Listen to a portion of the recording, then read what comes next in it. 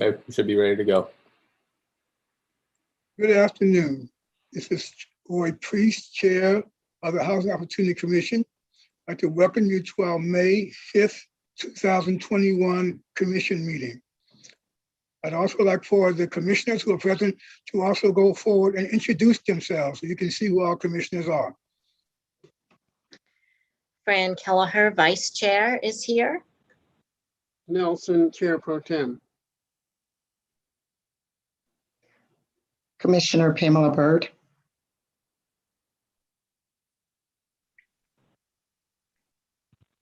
Jeff? This is Commissioner Jeff Merkowitz. Commissioner Jackie Simon. Very good. We have one commissioner present, absent today from our meeting, Commissioner Crooms. So we have a quorum and we can proceed with the meeting. The first order of business, as usual, is our information exchange. Tonight's community forum is limited to 30 minutes. This has been signed up online in advance to address the commission and are to adhere to the guidelines for participating in the community forum for commission meetings. The guidelines can be found on our website.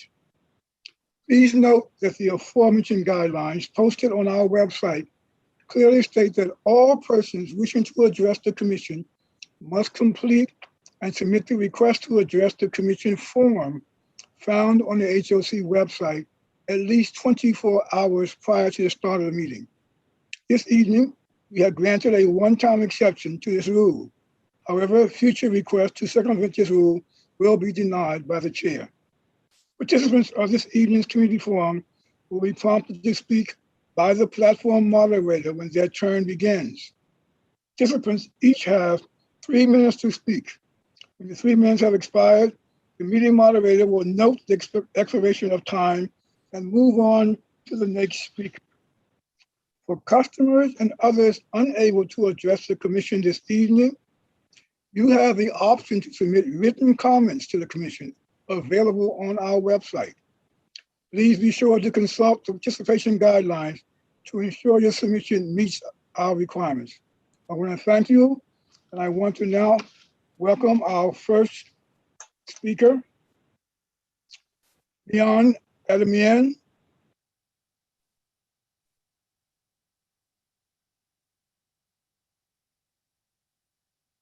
Our first speaker is Rena Damian. Nico, will you indicate when they have been let into the meeting room, please? Rena has been admitted. It appears they are muted. Ms. Damian, would you please unmute your phone?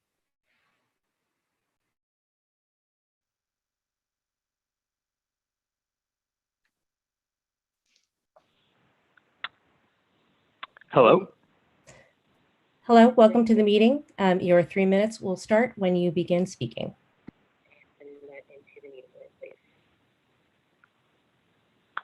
Hello.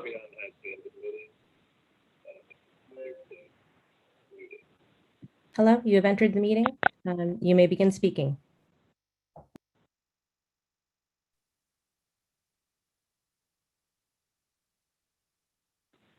Hello. Hello, can you hear me? Yes, we can. Thank you. Okay, thank you so much for the opportunity to speak. My name is Rena Damian, and I am here speaking as a concerned citizen, longtime resident of Montgomery County, and a member of the Bethesda African Cemetery Coalition. And I'm speaking today because it has been over 5 years that this county's Housing Opportunities Commission has had a pattern of ignoring, disrespecting, and really treating the descendant community of Moses Macedonia African Cemetery as if they have no claim to the land that HOC owns where their ancestors are buried. I'm referring to parcels 175 and 177 located on River Road in Bethesda, Maryland, that the HOC is in possession of, and for years has denied the descendants of the Africans and African Americans who are buried in that historic cemetery, which was tended by the African American community of River Road for decades, when they lived in the area and then lost the land, had it stolen from them by the planning board and other government arms and the local KKK. And so I am demanding that the Housing Opportunities Commission deliver justice and come to the table with and only with the descendant community of Moses Macedonia African Cemetery, meaning the descendants of those who are buried in that cemetery, and to come to the table with the Bethesda African Cemetery Coalition, who has been fighting for over 5 years for this land to be given back to the Macedonia Baptist Church, which is the last remaining institution of the River Road community that was driven out of the area through the 50s and the 60s. This is simply unacceptable and a gross support of white supremacy that the HOC has yet, after years, to come to the table with the ACC and the descendant community and show some respect for the people whose ancestors are buried, whose families are buried in that land. And visiting, being able to visit and to honor and remember your ancestors is something that so many people take for granted. And the fact that the HOC wants to simply keep those memories, keep these people, keep the interred Mr. community under a parking lot is Mr. simply Damian? unacceptable. And Your time has expired. Okay, thank you so much for Thank you for letting your me speak. comments. Save Moses Cemetery. Thank you very much. And we will go to our next speaker. Our next speaker, Under a parking lot is Mr. Damian? unacceptable. And your time has expired. okay, Our next speaker thank is, you so much for thank you for your comments. Save Moses Cemetery. Our next speaker is Ilhan Kangri. Your 3 minutes will begin when you begin your comments. Please be sure to mute the YouTube stream. Am I on now? Is this for me? Yes. Thank you. You can hear me, right? I just want to make sure you can hear me. Yes, your 3 minutes begin now. Okay. My name is Ilhan Kangri. I'm a longtime resident of Silver Spring. I'm the co-founder of Muslim Voices Coalition, a coalition of Maryland Muslims and allies promoting the rights of minorities in our state, and co-founder of a local chapter of the Sisterhood of Salam Shalom, an organization seeking to foster interfaith understanding and promote social justice. I represent the views of the members of these organizations as I speak here today. Dear Commissioners, I come before you to urge you to help preserve and protect the Moses Macedonia Cemetery in Bethesda. As you're aware, HOC owns a portion of this historic cemetery identified as Parcel 175, located under a parking lot next to the HOC apartment towers. We call on you to convey this land to Macedonia Baptist Church as the sole representative of the descendant African River Road community. It is simply outrageous that even as we recognize the egregious harms, violence, and cruelty that we as a nation have inflicted on the people of African descent in this country, we cannot be moved to properly and unequivocally preserve the cemeteries that hold their ancestors and their history. Here's an opportunity to right that wrong. HOC must side with protecting this African American cemetery. It cannot and should not be a party to destroying the ability for descendant communities to control their history, ancestral remains, and bioarchaeological resources. It is a moral and historical imperative to stop siding with developers, their consultants, and non-African Americans. African American history must be sacrosanct. Why are we at this juncture? As a result of the theft of Black lands, most descendants no longer own their ancestral burial grounds. Thus, the families of the interred and descendant communities have had no voice in determining the disposition of their ancestors and their artifacts. The crisis is urgent. Moses Cemetery is under threat of complete destruction right now. This means the destruction of historical black burial grounds and of the bioarchaeology that tells the story of the interred. This history is as much an American history as it is a Black history. We all lose when this history is lost. We join the Bethesda African Cemetery Coalition in upholding the fact that African Americans have the right to the remains of their family and ancestors.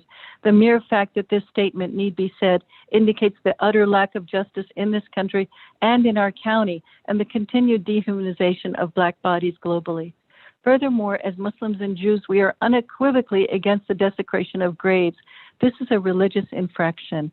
Finally, it is just plain wrong and cruel, an aberration of humanity, to disregard and disrespect the lives and souls of those who should be resting in peace and dignity. And it is a slap in the face of their ancestors that they must fight to preserve that resting place. We urge the HOC commissioners to convey the land known as Parcel 175 to Macedonia Baptist Church. In light of Executive Director Stacy Spann's imminent departure in June, we also ask the commissioners to hire an executive director that supports community control of Moses Macedonia African Cemetery. Thank you for your consideration.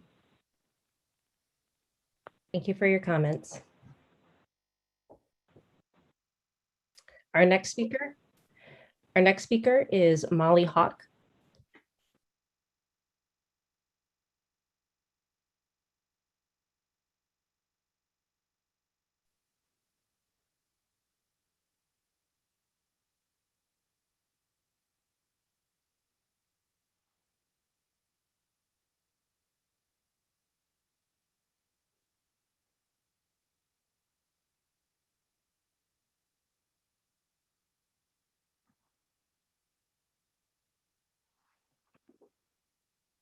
Is she on mute?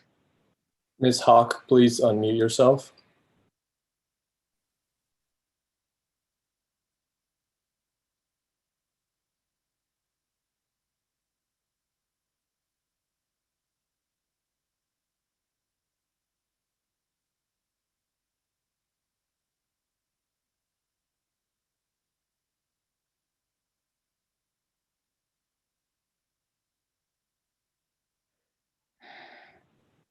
Hello?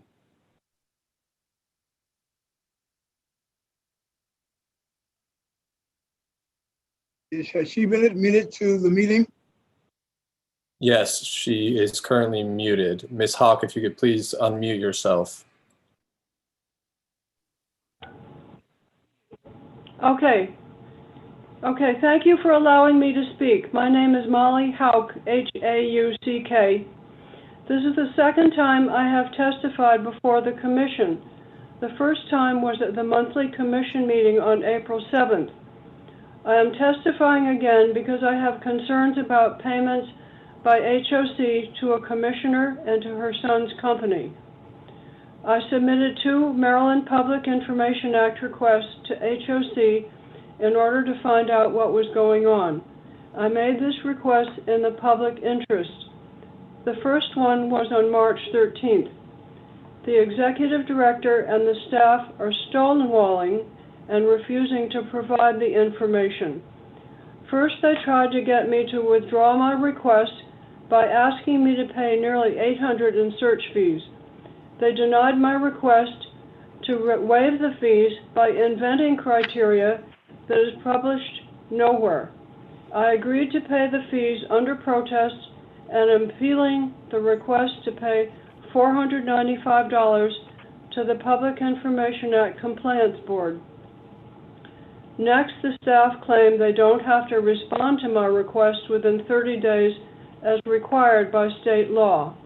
Their excuse was an executive order by Mark Elrich, which extends MPIA response deadlines because of COVID. But HOC is an independent agency, not part of county government. Clearly, the executive order does not apply to HOC, and staff knows it. This is just a stalling tactic. By not providing the information within 30 days, HOC has broken the law.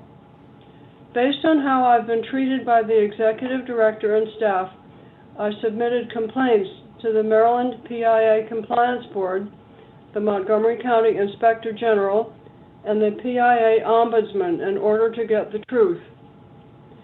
I am asking the commissioners right now, today, to make a motion and take a vote to compel the executive director and staff to stop stonewalling me, comply with the law, waive the fees, and respond to my Public Information Act request without further delay.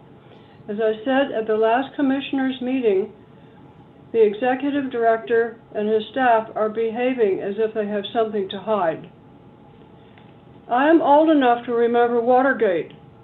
The crime of Watergate wasn't that bad, but the cover-up by Nixon and his supporters was so serious that it led to his downfall and being permanently disgraced. I am a believer in open and honest government. I would like the commissioners to provide oversight and find out what the executive director and his lawyers are covering up. Today, please make a motion, take a vote, and compel the executive director and staff to stop stonewalling, comply with the law, waive the fees, and respond to all the questions I asked in my 3 Public Information Act Thank you, Ms. requests. Hauck. Thank you, Ms. Hauck. Your time has expired. Our last speaker is Marsha Coleman Adebayo.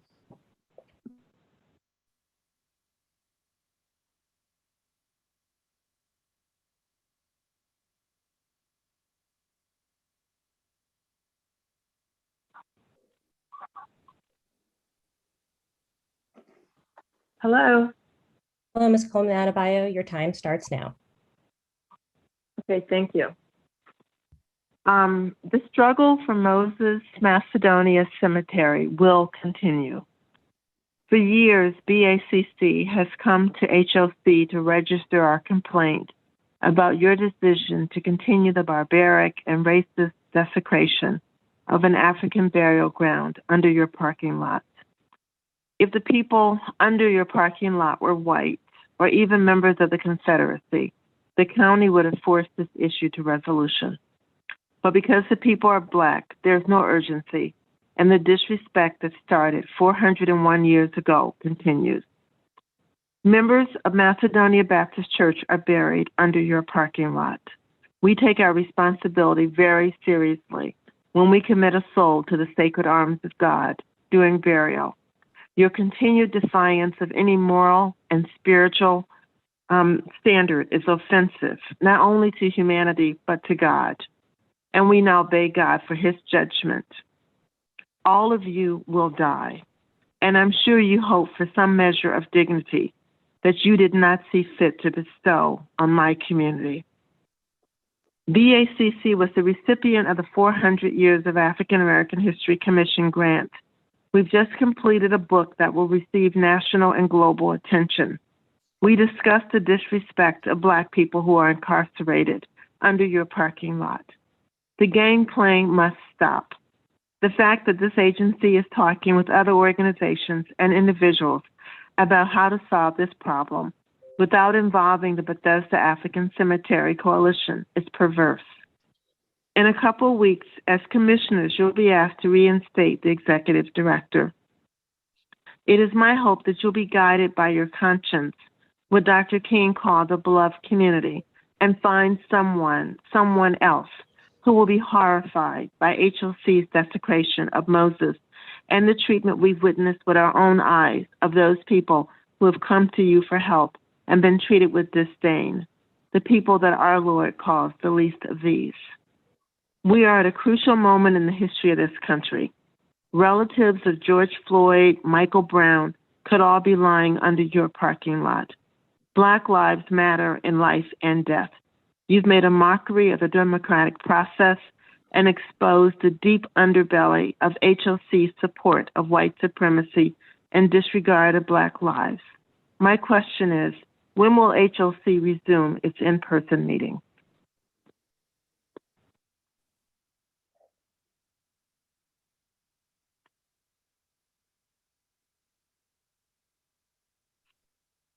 All right, thank you for your comments, Ms. Coleman Adebayo. That now concludes. That is our last speaker in tonight's community forum.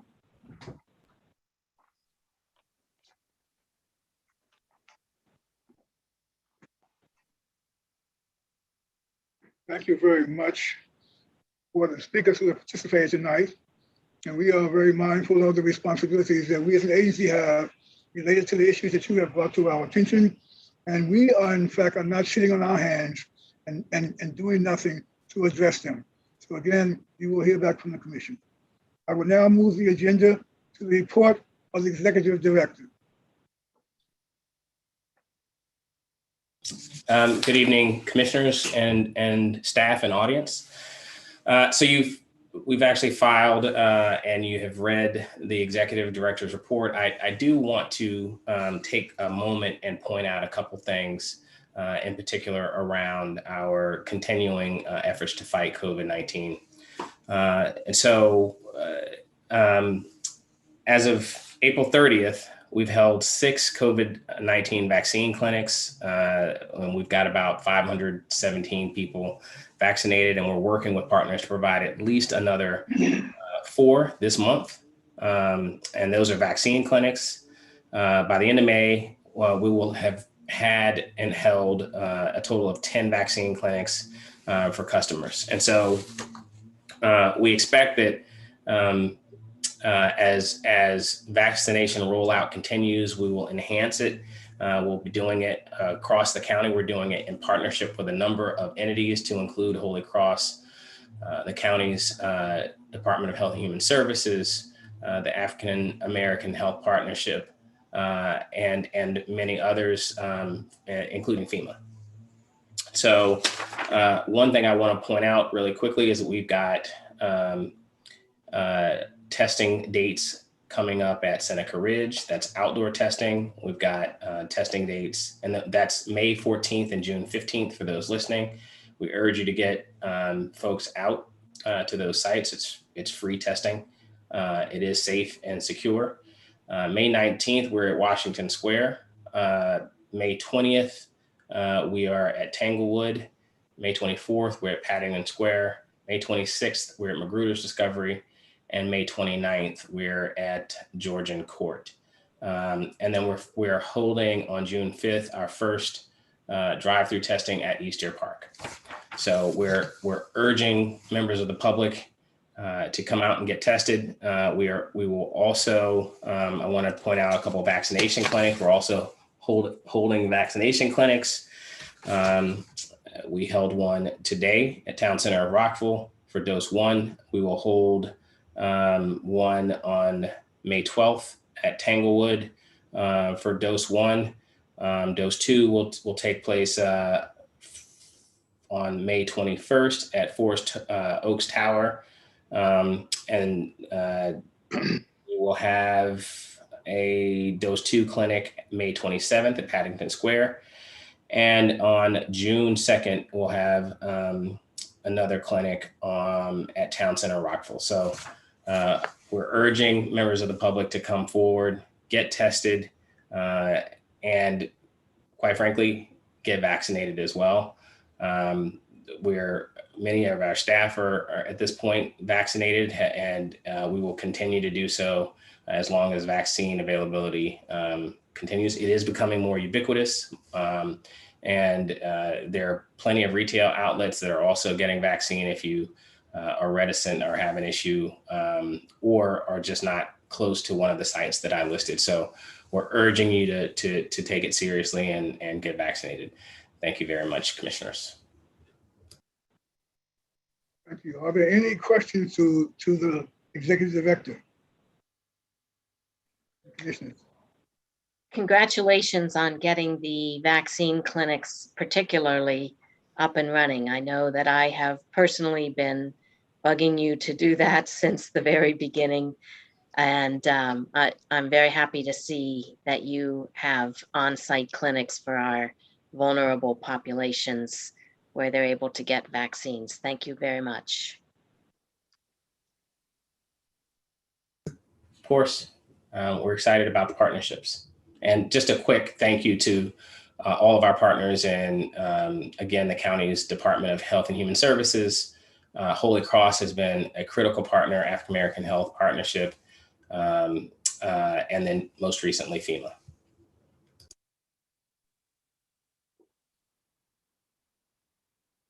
Thank you very much. We will now go to the Commissioner Exchange. And I will start this session off by acknowledging the work of one of our commissioners, who is also our vice chair, Fran Kelleher, who is trying to push us into the 22nd century by talking about 3D housing. And she sent around some information to us about work going on in, I think, Amsterdam, Netherlands, and also some effort that had been started but aborted by the COVID in Los Angeles. So, Fran, while we may not be 3D yet, we appreciate your continuing to keep us aware of what new inventions are occurring in the housing area on terms of construction. Thank you. If I could just add, from what I'm seeing developing, I think that mode of, or some mode of robotic production of housing is going to happen in our lifetimes. And it is more likely to be some kind of where there are factory robotic production of components that are pieced together in various ways for different kinds of houses. The cost and difficulty of moving that equipment to site to build on site is difficult if you don't have flat land. There are some places like in Austin, Texas, and in Mexico where they are moving the equipment onto flat land and just building house after house subdivisions. Maryland does not have a lot of flat land around. And so I suspect if it's to come here, it's going to be building the components in a factory and assembling them on site. But one of the reasons that I want us to keep our eye on this kind of development is I believe it's going to change the economics of housing. I believe it is going to reduce the cost of housing to the point that the market prices will come down, which is great for increasing the amount of affordable housing. And that's the first interest. Second interest, though, is we need to keep our eyes 20 years out on how much long-term debt we have at the old price of construction of housing that we may need to cover when the prices do come down. If there's deflation market-wide as a result of this becoming common. Now, I'll also add my predictions on things are always too soon. I have a very long history of predicting that something will happen in 3 years and it takes 13, or it's going to happen in 10 years and it takes 30. So I'm not panicked about this, but I do think it is a technology innovation that we should at least be keeping our eyes on to see how it's developing and when it may actually benefit us in terms of the cost of housing, but also impact financially the asset base that we have already. Thank you. Mr. Keller. How things repeat themselves. Some of us have been around long enough, I know I have, to remember that there was an initiative under HUD's auspices called Operation Breakthrough, looking at innovation building systems and techniques that could be done to address some of the same points you're making, Fran. And 30 years later, we still haven't gotten to the level we want to. Now, we are, as you know, on Hillendale and a couple of other of our developments, looking at a system construction, which is modular kinds of. Yes. And yes. So we are at least addressing the beginning portions of that. And I remember going to a project in Texas, this was outside of Dallas, where they were actually starting to manufacture at the community level modular panels for the construction of housing. And that was starting to occur, but it did not get enough traction for a number of reasons. I won't listen, but just says that history has a long way of extending. And I think that Rick was going to address that too. Rick, what were you going to say? Yeah, and you're right, Roy. I was going to say that Fran is the 21st century version of Secretary George Romney and manufactured housing. I think she makes a valid point. Unfortunately, a lot of the stuff they're talking about right now is more suited to individual and small housing units as opposed to multifamily. But I think if you combine that with, as Roy pointed out, the kind of thing that we're doing at Hillendale and looking looking at new systems for multifamily. The point is, we are clearly at a point where we need to look at all possibilities and begin to embrace and incorporate some new technology so that we can bring down the cost of developing housing. It used to be that it was just land costs that really drove up housing. But I mean, we know now that land costs is but a small part. It's construction, particularly when you start talking about multifamily housing. And multifamily housing is mostly what's going to be built in some of these transit-oriented areas. So it's a very valid point, and thanks, Fran, for bringing it to our attention. No problem.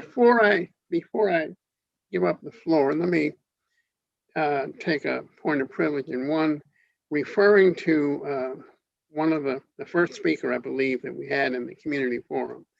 Let me just state for the record that there has been no determination either by the executive director or by the Housing Opportunities Commission to end the tenure of the executive director. I assume what that person was referring to is that we have a contract with the executive director, and we do reevaluate and re-up that contract periodically, and the next time for consideration of it, it's in June. But no determination has been made to do so. So I just want to clear that record. I'd like to go back also, if I might, to the issue of housing construction and so forth. And I think one of the things that we need to be doing as we look forward is to be sure that on parallel tracks, the planning board and permitting services are running parallel, and that we are communicating so that code permits us to explore what is coming down the pike inevitably at one point or another. I think we've got to be sure that zoning permits it, that the codes permit it, and I think we can help facilitate interagency communication on this kind of work and research. And I'm excited that Fran is lending and leading that way, and I'll be anxious to see and watching whether accessibility is one of the issues that is incorporated into these issues, because we certainly are at this time still far behind the needs of people in our community. That does seem to be an issue that is being consciously addressed in what I have been reading about this 3D printing of houses. Great. Thank you all very much, Commissioners. And if there are no other discussion points to be raised right now, I would like to move to our next item on the agenda, which is the approval of the minutes of April 7, 2021, the approval of the minutes of April 7th, 2021 for closed session, and also the approval of minutes of April 20th, 21 for special sessions.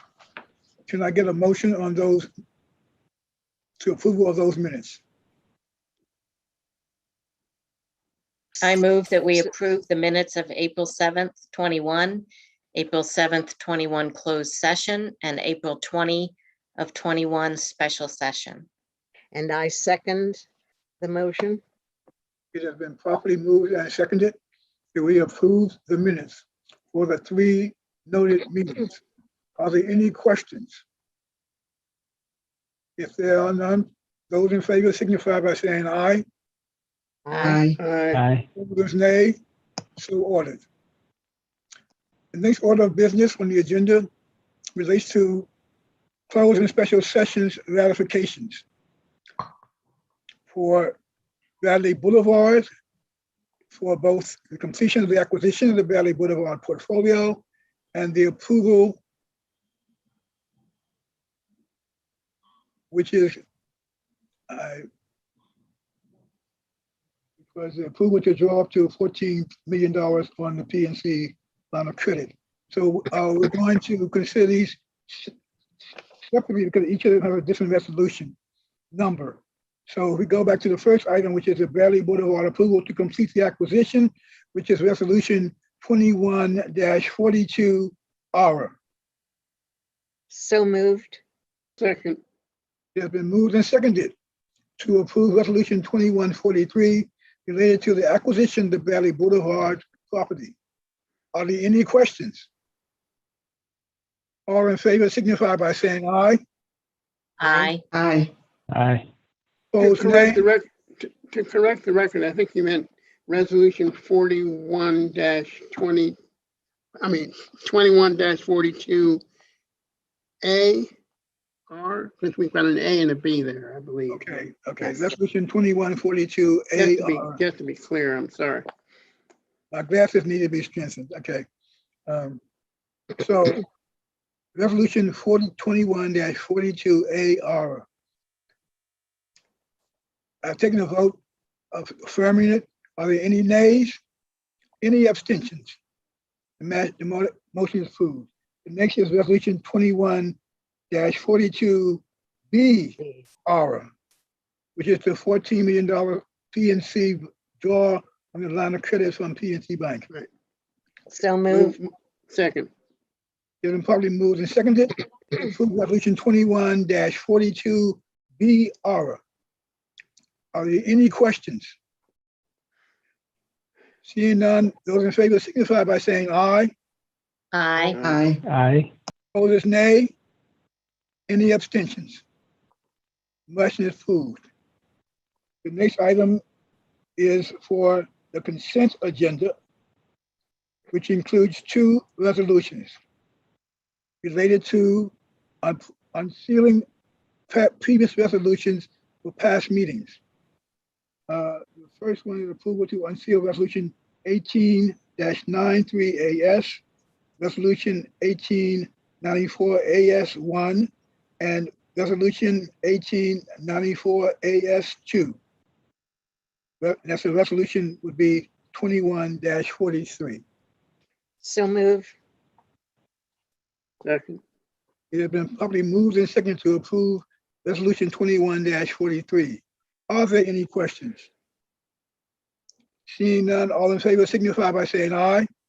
Aye. Aye. Opposed, nay. Abstentions? The motion is carried. The next item is resolution 21-44. Which is to approval of the new participating lenders for the No. single family mortgage program. No, Yes. are we not? We've approved resolution.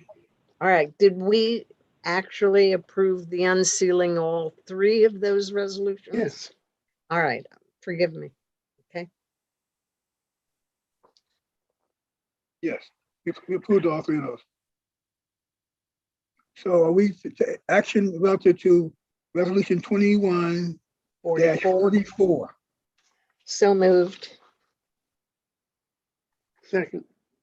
It's been properly moved and seconded to approve resolution 21-44, the approval of new participating lenders for the single family mortgage purchase program. Are there any questions? All those in favor of the resolution signify by saying aye. Aye. Aye. Opposed, nay. Abstentions? The motion is carried. The next item is we go to the committee reports and recommendations section of our agenda. First is from the Development and Finance Committee, which is chaired by Commissioner Simon. Good afternoon. The item is to approve structure and budget and a series of resolutions for the issuance of single-family mortgage revenue bonds. Ms. Brown, who's going to be presenting this?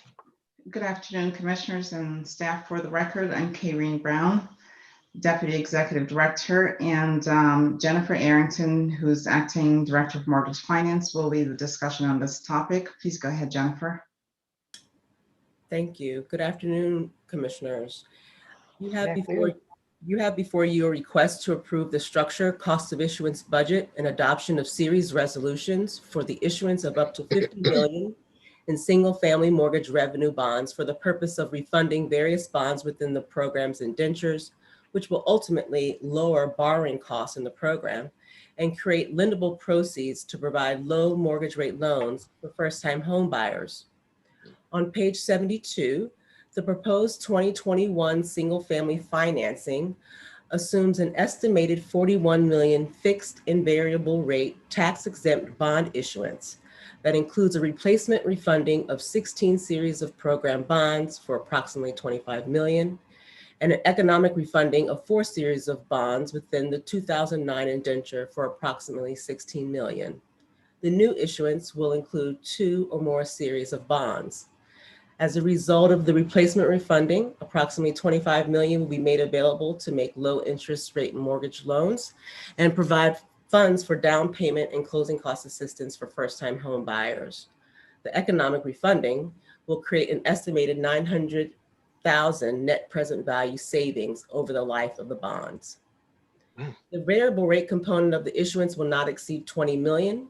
And while staff recommends leaving the variable series unhedged at the moment, it would be beneficial for the commission to enter into an interest rate hedge agreement once pricing becomes more favorable. On page 76, to execute this transaction, a cost of issuance budget has been developed and is estimated to be approximately $660,000, which will be funded from the revenue of the 1979 indenture. And lastly, Kutak Rock has drafted on page 77 drafted series resolutions, which will set forth the structure of the bonds as described in your commission packet. The series resolutions will be finalized once the bonds are priced. Upon commission's approval, we anticipate the bond sale to take place on June 8th with the closing on June 29th as shown on page 78. And if there are any questions, I'll be happy to address them at this time. I would just like to report that this has the support of the Finance and Development Committee, and we're excited that you continue to explore ways to reduce the costs of these issuances, and it just means we can serve more as we go along within the resources we have, and we thank you for that. Welcome. If there aren't any questions, I move resolution 2021-45A. I have 45. a quick I'm question. sorry, just 45. Questions, Um, Commissioner Markowitz? yeah, just quickly, get that you're not recommending doing a hedge at this point. I was curious, and I'm sure, until we know the pricing for this bond, you can't give any exact numbers, but, at what point do you anticipate a hedge becoming more favorable or as an option in the near future, or what, you have any projections on that? At what point would it become more favorable? No, I do not have a projection. It's all based on the financial market at this time. Right now, if we were to leave the series unhedged, the variable rate series unhedged, the cost is looking at about 54 basis points. If we entered into a hedge at this time right now, the cost to the commission would be about 2.5%. So we need to see an inverse of the market relative to VRDOs. But we are paying attention of about 2%. Is that how far off you're saying we are right now? About 2%? Yes. Right. So I agree with Jennifer. If we were to hedge now, the benefits aren't nearly as much as they are typically in the market, and so it would not even make sense. Right. Going unhedged, floating rates are trading today at around 15 basis points, so it's better off today.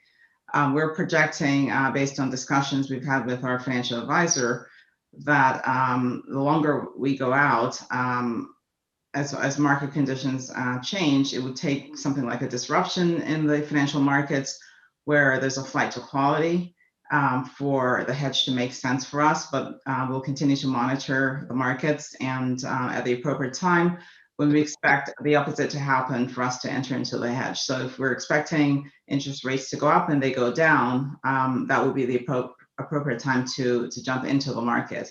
And so that's something that we'll continue to monitor. Otherwise, the unhedged rate or unhedged transaction will remain in place, and we'll still continue to realize the benefits of it. But at least we'll have the approval from the commission to do it and be able to jump into the market if it makes sense for us to do that. Okay, great. Thank you. Has the motion been made to approve resolution 20? Yes, it was. Who seconded it? I'll second it. Now been properly moved and seconded to approve resolution 2021-45. Are there any questions? All in favor signify by saying aye. Aye. Aye. Opposers, nay. So ordered. Next item is resolution 21-46 for the Housing Production Fund. And again, for the record, I'm Rena Brown, and there's several actions that we'll ask the commission to approve with regard to the Housing Production Fund, which we've been in discussions with for quite some time and have been keeping the commission apprised. And Zach, did you want to lead off on this? Yeah, thank you. So just as an overview to the nature of the fund itself, the core idea here was to really was to work with the county to develop a predictable resource specifically for HOC's model of mixed income new construction housing. And so so this housing production fund is designed to really complement HOC's long track record of delivering mixed income housing and HOC's strong track record around permanently financing these new construction communities as they stabilize. And so so the idea here is that the housing production fund is replacing construction period equity, which can be unpredictable and can be expensive. And so this fund provides both predictability and a lower cost of capital, which of course goes directly toward helping the commission to more confidently pursue these kinds of opportunities and to be able to do more of them, both because of the predictability and low cost of the capital.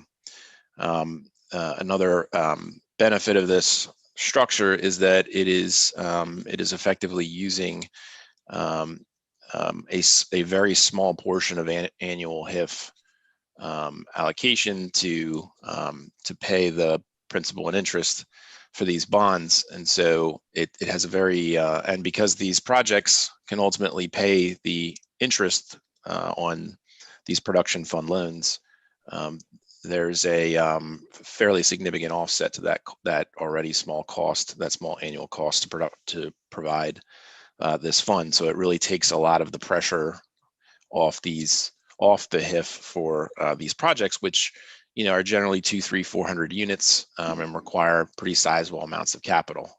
So it really leverages the HIF in a way that is very light on the HIF and yet still achieves these important outcomes. The fund also revolves predictably.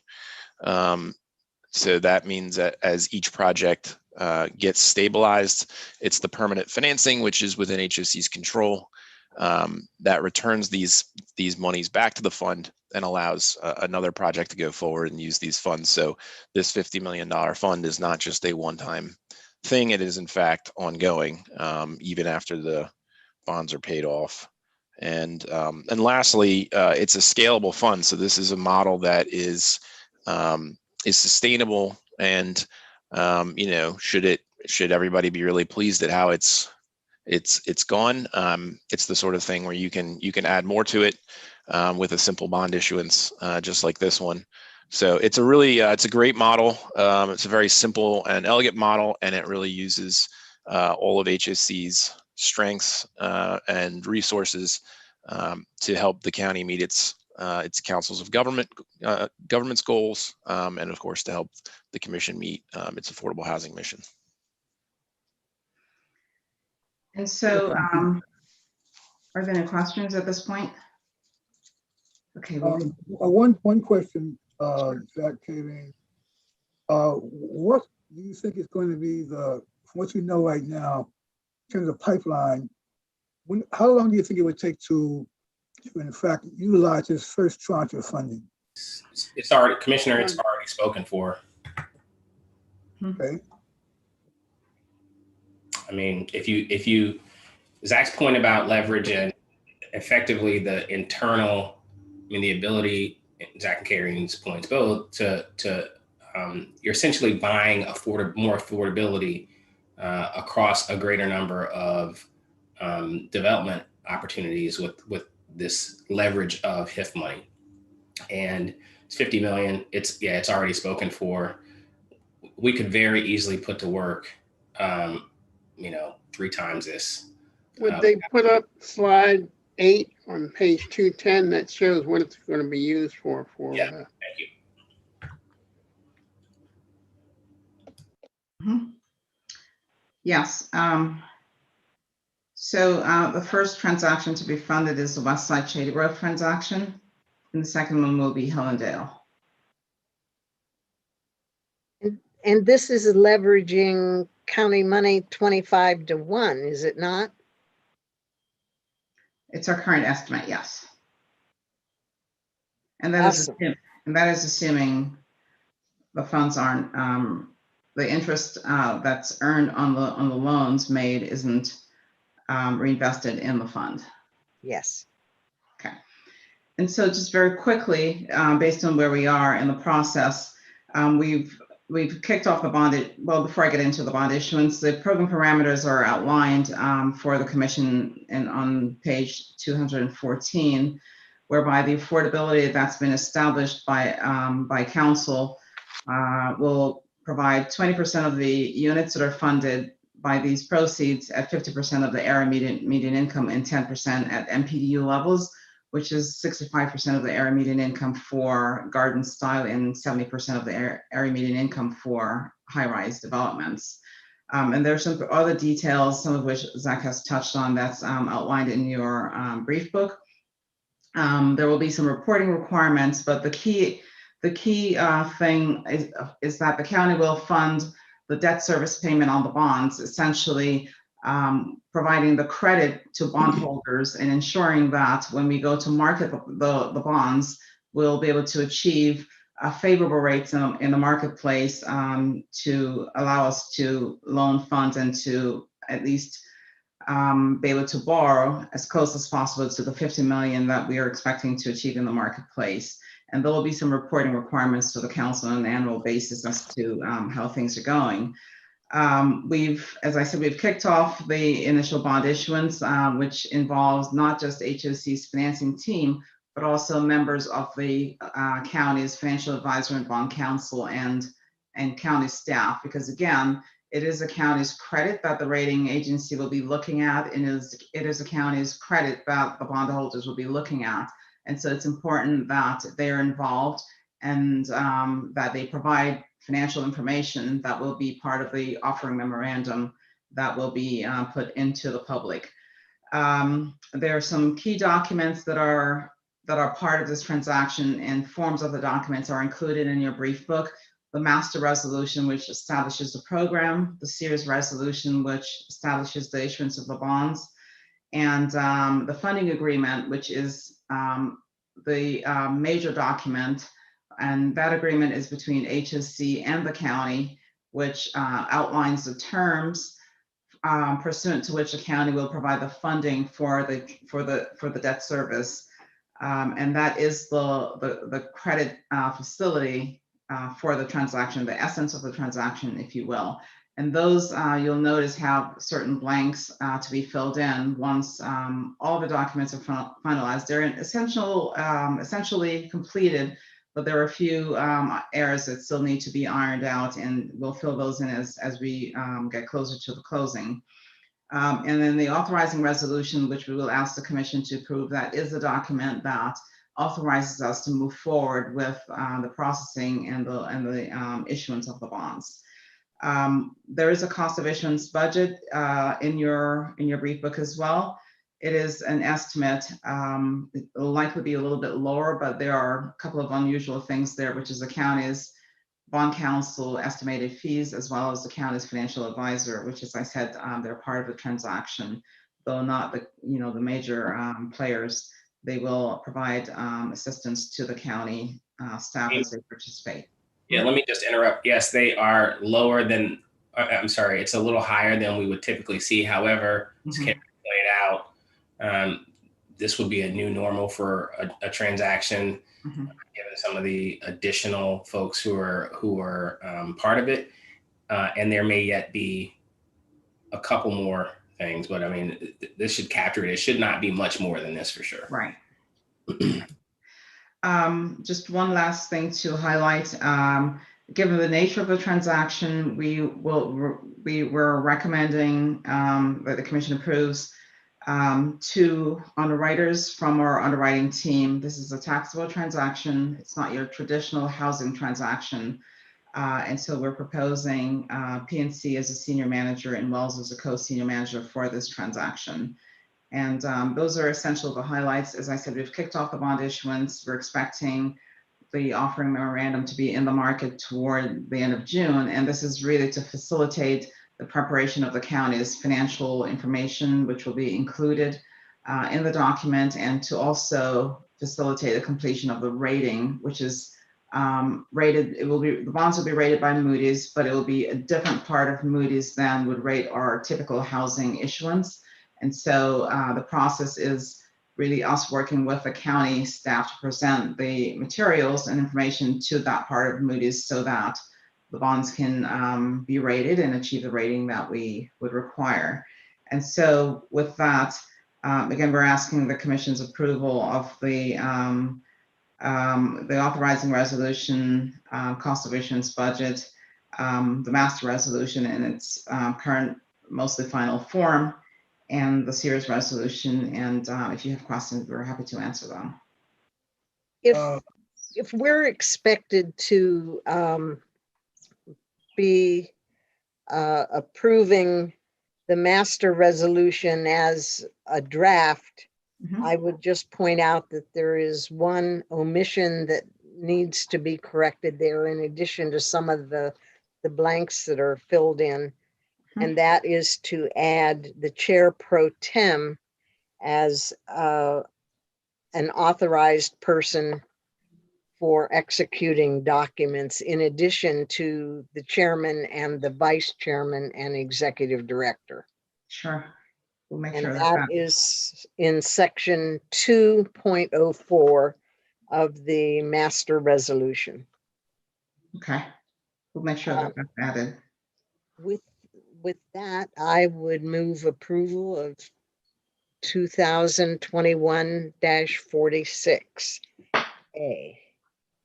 B and C, because I thought we were taking B and C off of the agenda. So we're asking approval of the authorizing resolution, which gives the executive director and the authority to complete the master resolution, the series resolution, and for those to be signed by the chair or pro tem or executive director when they're ready to be completed. So moved then. Move this, is there a second? I think I second, but let me just to clarify. We had an earlier package that had 3 separate resolutions. This packet has 1 resolution. So, are you incorporating all in the, I'm a little confused now on what change was made. So the master and series resolutions had numbers associated with them. Right. And what we're doing is removing those numbers because we're not asking you to explicitly approve those resolutions because they're not complete because of the blanks that are in them. And so we're asking you to approve the authorizing resolution, which is an official document now. And that gives the authority to complete those documents, which then become final. But then the title to Resolution 2021-46 needs to be modified. It says approval of a new master resolution. So you are saying approval of a draft, approval of structure, cost of issuance.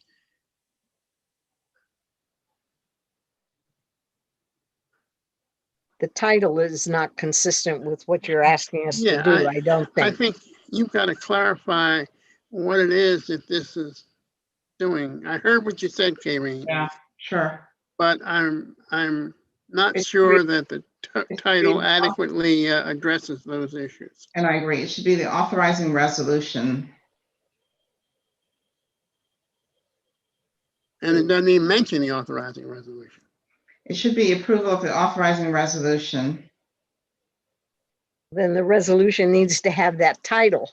I agree. So can we amend that now in our meeting? Can we amend the title? I think we do that in the motion that Jackie made and the second that I'm about to make. We should make that correction. Clarify that. So it needs to go back to Jackie to have her motion. Yes, I would like to. Is someone able to say what the new title would be right now? We are going to adopt or approve a resolution, an authorizing resolution. Yes. Period. That's what it should read. And it's resolution 2021-46. Well, then I'm sorry to prolong it, but just to be clear, go back to your earlier statement. You've given us a copy of the draft of the master resolution. Yes. Are you considering that we have approved the draft, or do you need no action at all on those two? On those resolutions, you're essentially approving them in their essentially in their final form. And the authorizing resolution is the resolution that you're adopting that allows us to proceed with the issuance of the bonds, that is the official action that you're taking for us to proceed. So then the title doesn't have to refer to these other things. No. Okay. I would much rather adopt those resolutions when they are resolutions ready to be adopted. No, because you can't do that. It needs to happen now so that because we won't come back to the commission for any action. This action that you're taking on the authorizing resolution will then give authority to prepare those master and series resolution, because that completes the bond issuance. Those are the documents that will be associated with the bond issuance. So you're essentially approving them now in their form, except for the details that need to be filled in. I think we need to go back and read this one much more carefully than, because that's not what I was understanding that we were being asked to do.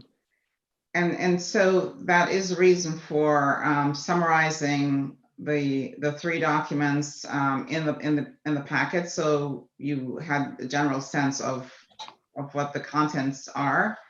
In the event you didn't have a chance to read the whole thing, but they're also provided for you to read. I have read the whole things, but you're asking me to approve something and adopt something that is not complete. But for the details on dates and Details of the bond issuance. I'm sorry? Absent the cost issue. We've given, so we can only give estimates of the cost, and we can only give estimations of the dates, but these documents are meant to have precision once they're finalized. And it's actually no different than what we do in the single family bond issuance and in virtually every other instance. Right, and you know, we've negotiated all of the key terms of those documents with the county. We are in agreement with the county as to the terms. It is essentially just the payment dates that would change. We've included the cost of issuance estimate in the documents. Only if they are lower would that change. We're not expecting them to be higher. The amount of the bonds would change based on market conditions, but we already know that we're not authorized to issue more than 50 million. The debt service payment on an annual basis can't be more than 3.4 million. That's what's approved by council. So the main points of the documents have been vetted and negotiated and can be approved by you today, and should be, because without that, we really can't move forward with the bond issuance, even though you may adopt the authorizing resolution. They all Could you say that this was the authorizing resolution for the approval of the new master resolution to improve and go on from there? Okay. Yeah. So if you say this is the authorizing resolution for the approval of the new master resolution, they would and a series resolution. Yes. I'm sorry, I didn't hear the last one you said, Jackie. The series resolution and a series resolution, which was 2146C. Yes. Can I suggest that, and I'm not sure how we worded it before, but if you look under your therefore be it resolved, the commission hereby approves the funding agreement is the way it currently states. It seems to me that what we really are saying is the commission hereby approves a funding agreement to be finalized consistent with the draft herein or included herein. That gets to the point that you want, Karen, I believe, that we've looked at the draft. You're going to do the final agreement consistent with that draft, but you've got to do the final provisions. It's inaccurate to say that we're approving a funding agreement if we haven't seen it. But the funding agreement is included in this packet. Not in final form. Right. It's not in final form, and when the commission approves any series resolution, any master resolution, or any other documents before the bonds are sold and the transaction is final, it never is in final form, and it can't be, because we don't have those details at the time you're taking action on that, on the authorizing resolution. I think we get that, Karine. I think what Rick is trying to do is make this document state that. Sure. So he's trying to come up with appropriate wording so that we can amend this document so that we can approve it. Okay, that's fine. And amend the motion to approve it. The name of the motion. Yep. I mean, it sounds like we need an amendment to the title of the motion and the section that Rick just stated. So I am okay with the approval, the resolution stating authorizing approval of and a new master resolution to implement and so on and so forth. I think that does it for the title, as was suggested. No, because you've got a series resolution. There are 3 resolutions that ultimately have to be approved. And the language currently reads series resolution in the title. Where? Series 2021. 21 dash. Oh yeah, okay. So I think that, wait a minute. Yes, okay. I think that by putting authorizing the approval of a new master resolution to implement a revolving housing production fund, approval of structure cost of issuance budget, and adoption of a series resolution for the issuance of limited obligation bonds. 2021, series 2021 to provide funding for revolving housing production fund. I think that should do it for the title. If we insert authorizing at the beginning of that statement, I think I'm okay with that. And then Commissioner Nelson, forgive me, but can you point me to where you were a moment ago? Any changes you make, do you still have to get approval of bond counsel? Yes. Because this is their resolution. So it's subject to the bond council's. And is this the exact wording we have used before?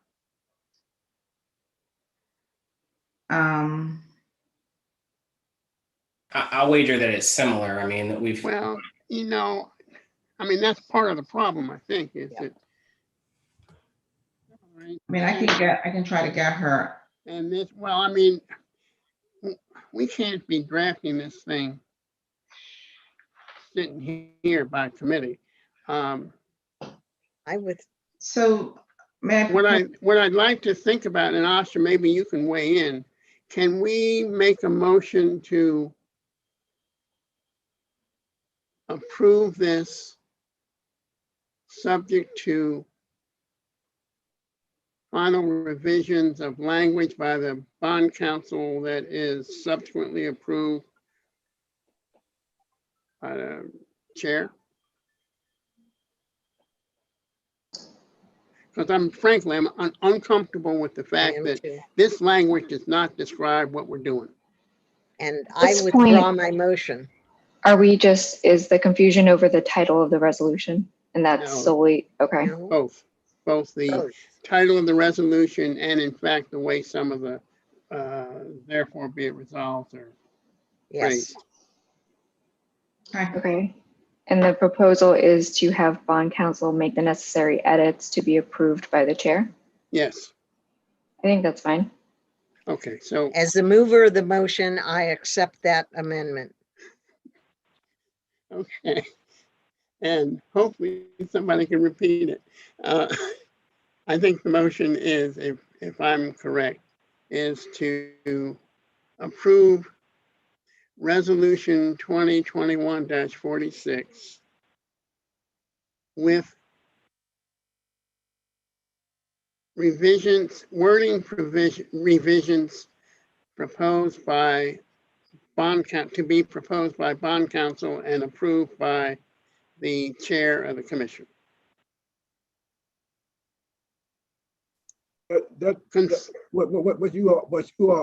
action we are taking is approving and authorizing resolution for the master resolution for the cost of the issuance budget and for adoption of a series resolution for the issuance of limited obligations, subject to the approval of bond counsel and the chair. That's what I hear you saying. Is that correct? Final wording subject to, because we're not rewording it here. Okay. It's going to be reworded, and I just want to preclude us having to come back. I mean, we have, I think, a clear agreement and understanding that we, in substance, agree with the intent. There's just a little problem with the wording, and that's got to be cleared up. Yes. Any wording change has to be approved by bond counsel anyway. We know that. So consistent with this discussion, there will be some edits made by bond counsel and approved by the chair. Okay. We have a motion to that effect. A second. Yes. Yes. There's a motion and a second. Motion and a second. Are there any further comments? Seeing that, all in favor signify by saying aye. Aye. Aye. Nay. Abstentions? Thank you. Hey, Before we move to the next item, Roy, yes. before we go on, let me just say, I think that as a commission, we ought to acknowledge, and I think I've said it before, but this is a great example of a significant working relationship and positive relationship with the council and the executive branch to accomplish our mutual goals for affordable housing. And I mean, it really is a major step in the direction that we're all trying to get to. And I think we just need to acknowledge that. Yeah, absolutely. Sorry for interrupting. No, I was going to say, on the same track that you're on, Commissioner Nelson, that I said during our committee hearing discussion that I thought that this was one of the best assembled package and presentation that I've seen on a very complex subject since I've been serving on the commission. I wanted to acknowledge that, and I think this was put together as part of the work that staff did with the county staff in putting forth a resolution that was subsequently approved by the county council establishing the Housing Production Fund. The other thing I want to make a point is that this is innovative. And I hope that someone is working on putting together a document to publicize this work and get it out to the field on the accomplishments and work that we've done here. We're always looking for new financial techniques and approaches. And I think this is one, and we should share it with the field. So I hope that someone's working on doing that. Me too. The next item on the agenda for the Development Finance Committee is the Sandy Spring Missing Middle. Is that correct, Commissioner Simon? Yes, it is. And I believe Jay Shepard is the one that will be presenting this for us. Yes, he will be. Jay?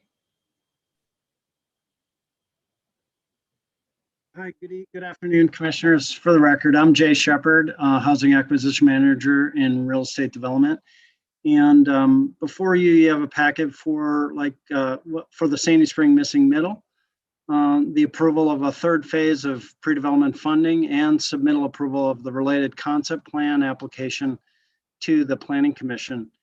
Last year, the Commission approved $585,000 in pre-development funding, the majority of which was for legal costs related to entitling a joint venture opportunity between Park and Planning and HOC on the Sandy Spring Missing Middle Pilot Project, or M2P2, as we've started calling. The pilot program integrates affordable housing composed of multi-unit housing types, such as duplexes, triplexes, carriage homes, and mansion apartments, into suburban blocks with primarily single-family detached homes. The outcome creates diverse housing choices and enough density to support transit and other locally serving commercial. Thus far, no one has attempted to deliver a missing middle prototype, despite strong interest from both housing advocates and the Director of Planning. M2P2 is a proposed infill development on 3.27 acres within Sandy Spring Meadow community and the lot acquired by the Commission in 2015 at 617 Olney Sandy Spring Road. The site is immediately adjacent to the Sandy Spring Village Center, and as proposed, will cluster new units close to the Village Center along Sky Meadow Way. The most intensive unit types and densities are closest to the Village Center, which then transition to lower density building types as one travels north along Sky Meadow Way and then east along Route 108. During the first phase of pre-development funding, staff assembled a preliminary design team, and we began to draft the concept plan, weaving a new scale, density, character, stormwater management, utilities, parking, and pedestrian access all together into a cohesive group. Staff then met with and incorporated ideas from key staff members at planning to further refine our concept plan for submittal. We held a community meeting last week on April 27th, and that was to forward our community outreach and information sharing pathways with the Sandy Spring community. As envisioned, the current concept plan under the R60 MPDU optional method will have at least the following attributes. It'll be retention of 11 existing detached houses, demolition of one detached house at 617 Olney Sandy Spring Road, construction of 2 new detached homes, construction of 4 new duplex dwelling buildings, construction of 3 new triplex buildings, and construction of 4 new attached townhomes, which are called carriage houses in this particular situation. And we're going to construct approximately 960 square feet of community space, which will serve these tenants as well as members of the Sandy Spring community. And so that creation is all around new community open space and pathways and recreational facilities that can serve these new units. Comments in the Development and Finance Committee included inclusion of universal design into the plan for these units, and though still early in the design process, staff has begun looking at ways to use the natural grade of the site and other architectural design ideas to promote this type of inclusiveness into the community. Staff is requesting approval to submit its concept plan and seeks a third tranche of $425,000 to procure land planning, architectural, site civil, and utility assessment as we develop the site plan, which will be back for commission subsequent review. Thank you, and if you have any questions, please let me know.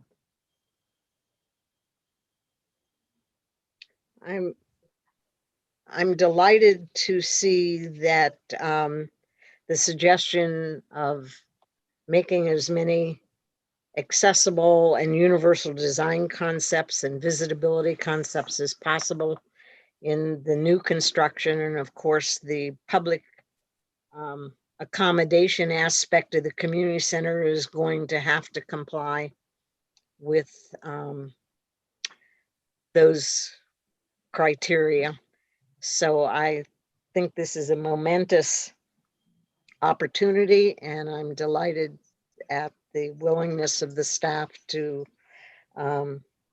re-examine the unnecessary architectural barriers that the original illustrations presented. Thank you very much. And I would move approval of the resolution 2147 because of that. I second it.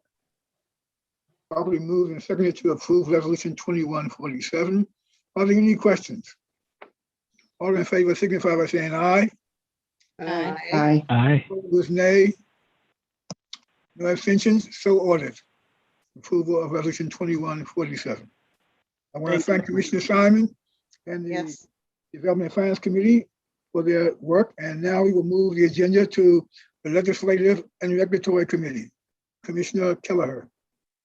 Thank you. The Legislative and Regulatory Committee met recently to hear a presentation from staff about their plans for issuing some project-based vouchers based on an RFP that they had put out into the market. And project-based vouchers are different from what most people think of as vouchers, which are specific to a tenant and can go where the tenant can find housing.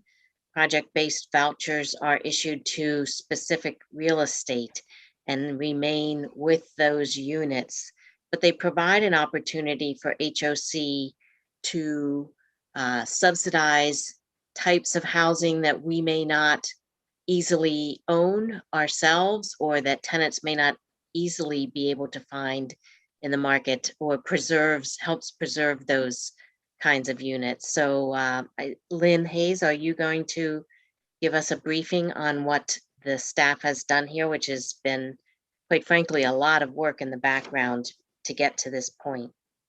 Sure, yes. Good evening, commissioners. I'm Lynn Hayes, the Director of the Housing Resources Division. As Commissioner Kelleher indicated, we're requesting permission to authorize the Executive Director to award 100 project-based vouchers in response to RFP number 22-32. Project-based vouchers are a component of the Housing Choice Voucher Program and provide rental subsidies for specific units awarded through a competitive selection process. The selection process entails reviewing compliance with the HUD program regulations, located at Title 24, Part 983 of the Code of Federal Regulations, determination that the property is an eligible housing type, compliance with a cap on the number of PBV units per project, and conformity with the site selection standards, including deconcentrating poverty and expanding housing and economic opportunities. HOC received 9 proposals by the requested deadline. The review panel has thoroughly analyzed and scored each submitted proposal for consistency with HOC initiatives and HUD requirements. A minimum score of 70 points is required for recommendation to receive project-based vouchers. We are recommending that the Commission award project-based vouchers to the top 7 developers listed on the exhibit. The brief book lists the average score of each proposal, beginning with the highest score. The recommended awards will contribute to the preservation, expansion, and long-term viability of Montgomery County's housing stock. And I'm happy to answer any questions that you have. Just a quick, oh, good, Fran. No, I was going to ask Lynn to discuss some of the attributes we're able to make available based on the properties that met scoring criteria. If you could do that very briefly, then Jeff, I think it'd be fine for you to ask your questions. So we're recommending properties available in parts of the county that are not always available for our tenants to rent. There's one property in Clarksburg, for example, where we don't have that many occupants. Another property in Sandy Spring where we have not that many occupants. We are offering SROs to disabled households. So we will be serving disabled families throughout various parts of the county. Additionally, we are offering senior properties. 3 of the proposals are for senior properties. So to provide additional housing for our seniors. That's actually very helpful and related to the question I was going to ask, which was, you know, I about what was being offered through these properties that were selected for the project-based vouchers as compared to, you know, what we might have at the HOC. I assume, I don't know if we are able or if we ever do apply any of the project-based vouchers to our own properties, or if, you know, but when we don't, I was curious about what the, you know, making sure that they're being used for something that we don't offer. Certainly. We do apply them to our own properties, but, you know, my practice has been for the last 9 years to make us compete head to head with the other folks who might vie for project vouchers. So were we competing for these 100? No, not this time. On that point, however, I think that it should be noted that the next time we issue an RFP, we ought to seriously consider competing. I mean, we will. It's all about timing, you know, but our folks have to, our team has to be as ready as the next. I understand. Yeah. And HOC does have some project-based awards. So there are some HOC units that are within the PBV portfolio currently. No, I mean, I realize that, but it's also that project-based placement is an assist in terms of the total financing of some of the developments, some of which we have problems trying to reach the bottom line. So it's something we need to actively consider. Sure. I think it's interesting to note that when the voucher program first started, it was a project-based program. I mean, that was how it started. It was project-based, and then they went to the housing choice. We had choices. And it's interesting in what you've done with these 100. In a way, you created expanded housing choice. in That's different right. parts of the county. And I think that's a very positive outcome. So you, in a way, have built in a feature of housing choice, even though it's project based. And where a lot of HUD policy is going now, in terms of RAD and other things, is more back to a project based type of approach to the use of vouchers. And there are not very many of these, as you know, project based vouchers out there available nationally. So Sure. that we have 100 of them is significant. So I just want to support the effort that you all have put forward to make this possible. Thank you. I think it's laudable also that SROs are incorporated here. We know there is a significant population that desperately needs that configuration. And I'm delighted to see that we're meeting that need, at least to this extent. I had one other just sort of comment. I guess I was noticing a little bit of a quirk in the formula for allocating the PBVs for, you know, a low scoring applicant that has requested 10 or fewer could get their, could theoretically get more, could be awarded more vouchers than a higher scoring applicant that perhaps, you know, did not request as many either, which just struck me as a little funny. So as we reviewed this, we were trying to award every developer something. And so we figured, you know, 10 was not that many. It was a high demand. Developers want these vouchers. And so again, we were trying to figure out an approach to award them so everyone could get a piece of the pie, basically. But we will certainly take that into consideration for the next round. I think you were trying to give out as many as possible, only if they scored above the 70%. Yeah, there's a scoring threshold. So I don't, a lower scoring applicant that met the threshold qualifications could potentially be awarded more. And you're right, Commissioner Merkowitz, we do need to refine that. We've done this 2 times in 10 years. So I'd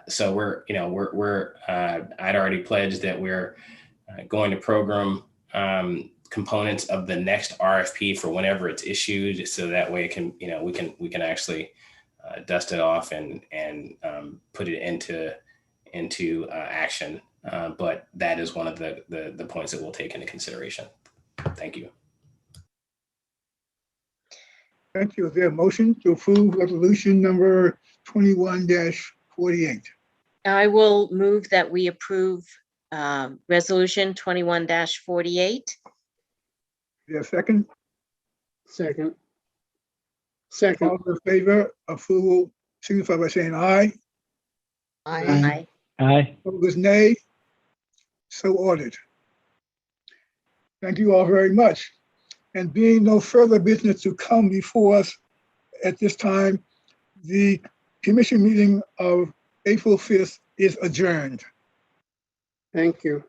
Thank you all. We will now have I call to order the meeting of the Paddington Square Development Corporation for business of approval of the minutes of April the 7th, 2021 meeting.